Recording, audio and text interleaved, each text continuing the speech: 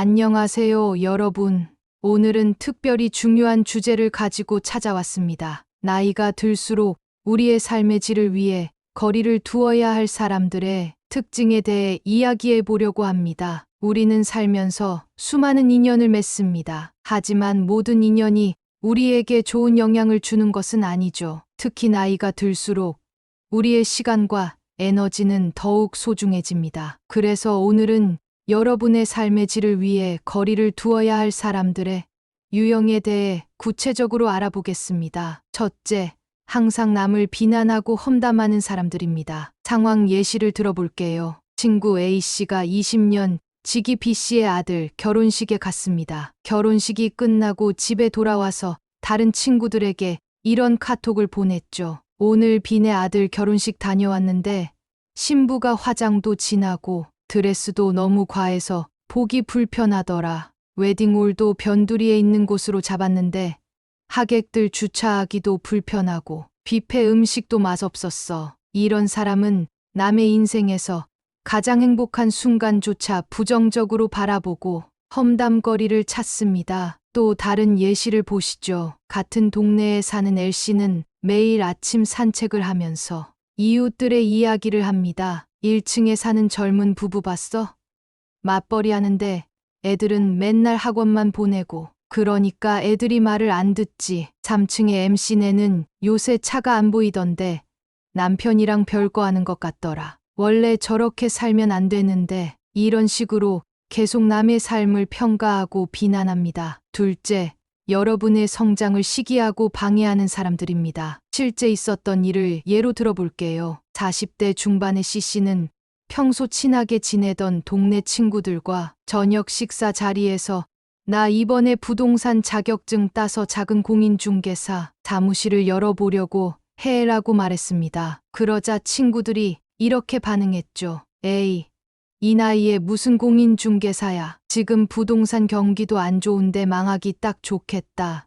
그냥 지금처럼 편하게 살지. 무슨 욕심이 그렇게 많아? C씨는 결국 도전을 포기했고 2년 뒤 그때 함께 시작하려던 지인은 성공적으로 사무실을 운영하고 있습니다. 또 다른 예시를 보면 한 대기업에 다니는 N씨는 해외 MBA에 도전하고 싶었습니다. 하지만 주변 동료들의 반응은 이랬죠. 야, 너 연봉 괜찮은데 왜 굳이 그러려고 해? 그 나이에 외국 가서 공부하면 뭐해? 지금 자리 잘 지키고 있는 게 낫지. 결국 N씨는 자신의 꿈을 접었고 3년이 지난 지금도 그때 도전하지 않은 것을 후회하고 있습니다. 셋째, 자신의 잘못을 절대 인정하지 않는 사람들입니다. 30대 후반의 D씨는 회사에서 중요한 프로젝트 보고서를 맡았습니다. 마감 전날까지 미루다가 결국 부실한 보고서를 제출했고 팀 전체가 곤란한 상황에 처했습니다. 하지만 D씨의 반응은 이랬죠.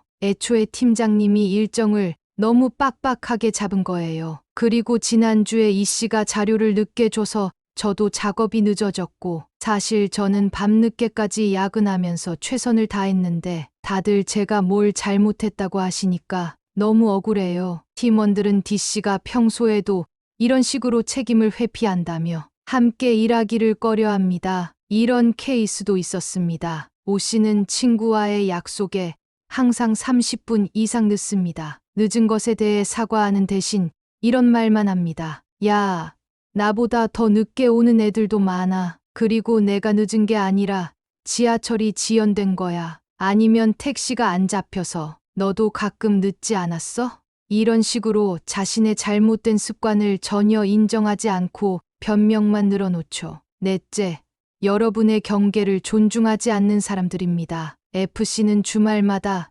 등산을 가는 친구입니다. 몸이 안 좋아서 이번 주는 쉬고 싶다고 했는데 친구는 토요일 아침 7시부터 전화를 걸어옵니다. 야, 일어났지?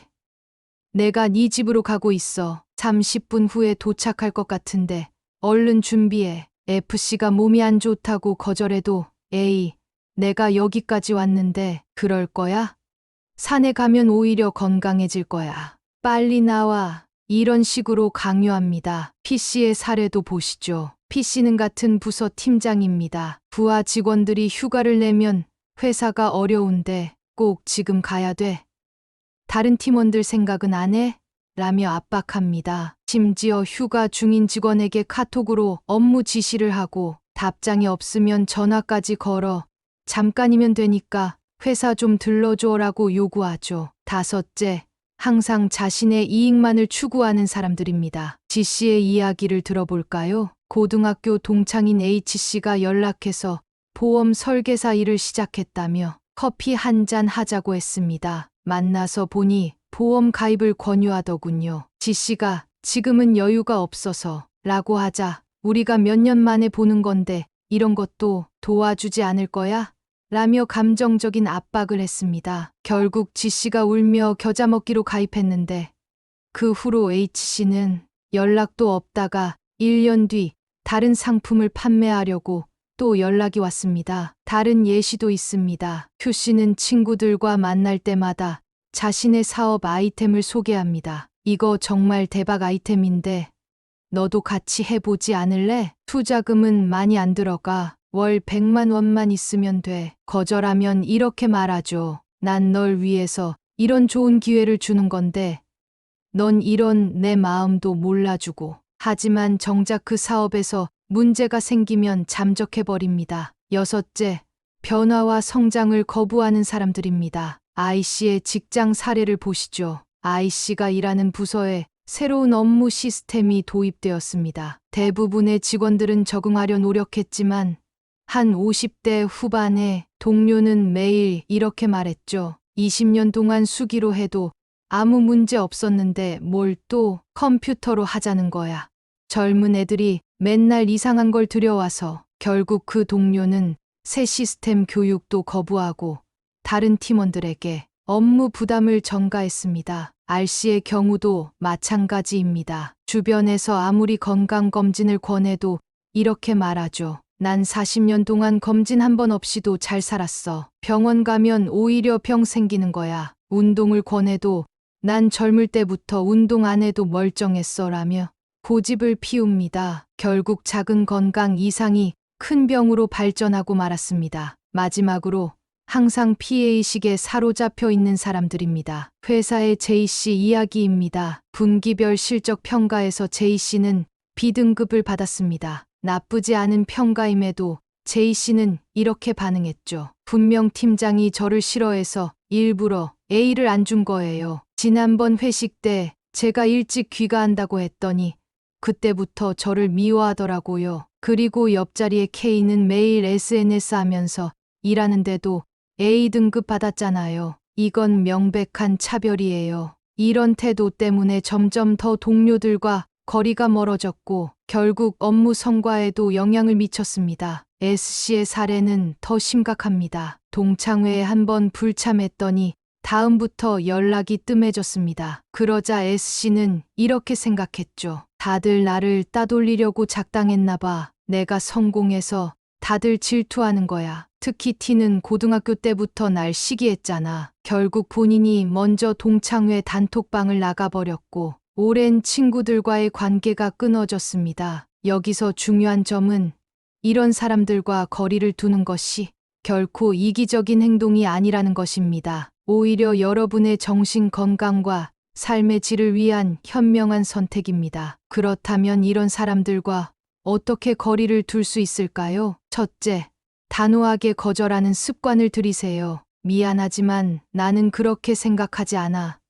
지금은 그것을 할 수 없어 라고 명확하게 의사를 전달하는 것이 중요합니다. 둘째, 점진적으로 관계의 농도를 줄여나가세요. 갑자기 관계를 끊으면 새로운 문제가 생길 수 있습니다. 여기서 중요한 점은 이런 사람들과 거리를 두는 것이 결코 이기적인 행동이 아니라는 것입니다. 오히려 여러분의 정신 건강과 삶의 질을 위한 현명한 선택입니다. 그렇다면 이런 사람들과 어떻게 거리를 둘 수 있을까요? 첫째, 단호하게 거절하는 습관을 들이세요. 미안하지만 나는 그렇게 생각하지 않아. 지금은 그것을 할 수 없어 라고 명확하게 의사를 전달하는 것이 중요합니다. 둘째, 점진적으로 관계의 농도를 줄여나가세요. 갑자기 관계를 끊으면 새로운 문제가 생길 수 있습니다. 만남의 빈도를 서서히 줄이고 연락도 자연스럽게 줄여나가는 것이 좋습니다. 예를 들어 매주 만나던 모임을 한 달에 한 번으로, 그리고 점차 두세 달에 한 번으로 줄여나가는 거죠. 셋째, 건강한 경계선을 만드세요. 이런 이야기는 하고 싶지 않아.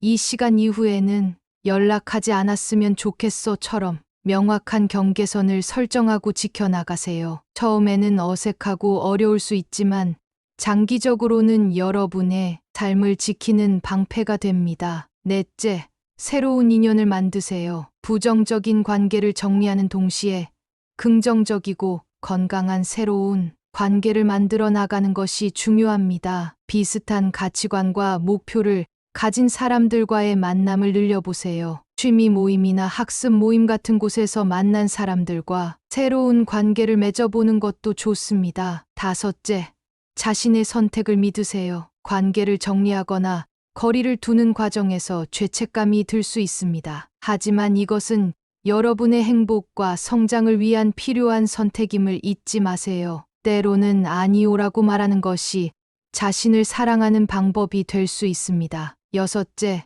전문가의 도움을 받는 것도 고려해 보세요. 특히 오랜 기간 지속된 독성적인 관계에서 벗어나기 위해서는 상담사나 심리 전문가의 도움을 받는 것이 효과적일 수 있습니다. 이것은 결코 부끄러운 일이 아닌 자신을 위한 현명한 투자입니다. 기억하세요. 우리의 인생은 우리가 함께 보내는 사람들의 평균이 됩니다. 나이가 들수록 더욱 소중해지는 것이 바로 시간과 에너지입니다. 이제는 그 소중한 시간과 에너지를 정말 가치 있는 곳에 써야 할 때입니다. 부정적인 사람들과 거리를 두는 것은 여러분의 삶을 지키고 행복을 추구하는 정당한 권리입니다. 자신을 사랑하는 마음으로 시작하세요. 그리고 그 선택을 자부심을 가지고 지켜나가세요. 여러분의 용기 있는 선택을 응원합니다. 오늘 영상이 여러분께 도움이 되었길 바랍니다. 다음 영상에서 또 만나요. 감사합니다.